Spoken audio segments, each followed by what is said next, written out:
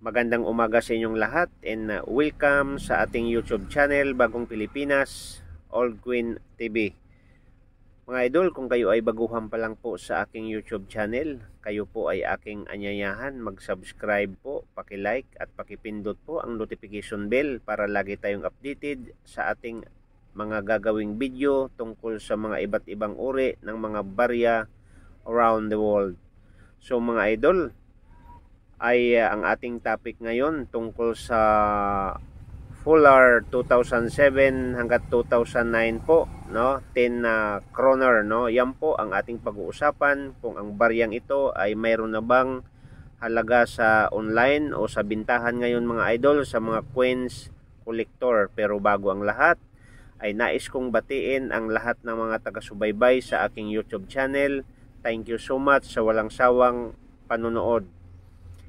At higit sa lahat, ang mga coins collector po dyan, no? Shout out sa inyong lahat at sa lahat po na mga nagko-comment, no? Thank you so much sa panonood. And ngayon po, ang ating topic tungkol sa baryang ito, na kung saan ay pag-uusapan natin kung magkaano na ba po ang kanyang value nito sa totoong price lang po sa online o sa mga bintahan po sa mga iba't ibang online na nagbebenta ng mga iba't ibang uri ng mga barya, mga idol. Okay mga idol, ang baryang ito, no, baka mayroon kayong ganitong uri ng barya. Kung napapansin nyo mga idol, yung Fuller 2007-2009, no, 10 kroner ay mayroon pong isang bear, no, 10 kroner 2007, 2009 polar bear Denmark Queens commemorative, no, kay Margrethe II, no. Yan po ang sa likuran sa baryang ito mga idol, no.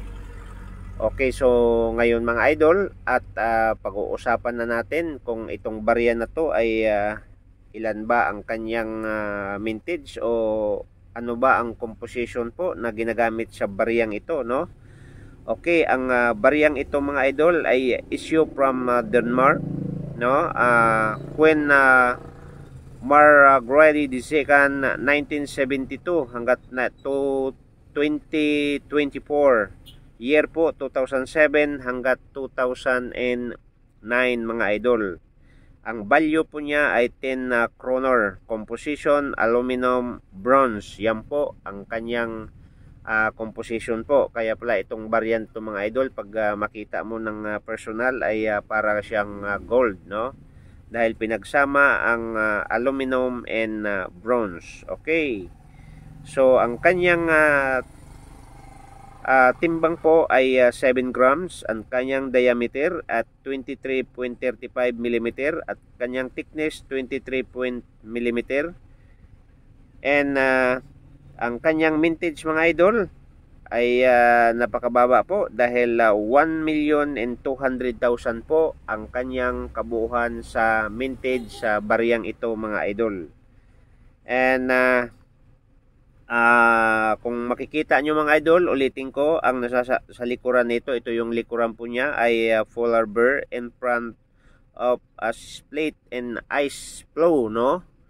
So ayan po yung isang bear na nagalakad po sa isang yelong lugar, no? And ang bilihan po nito mga idol sa dollars po ay binibili po ito ngayon sa online ng 7 to 8 dollars. Ang halaga po sa atin sa Pilipinas, depende po sa barya, lalong-lalo na sa mga coins collector po na nagsisimula pa lang, ay sila ay naghahanap din po ng mga iba't ibang uri ng mga barya, ano.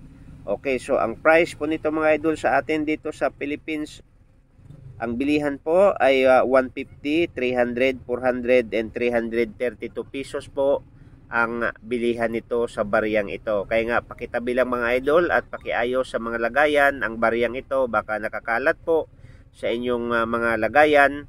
So, pakilinis po at pakitago. Baka mawawala pa po, no? So, maraming salamat mga idol. At ulitin ko, isang like at subscribe lang po ang kailangan natin mga idol, and thank you so much. And see you the next video mga idol, and God bless.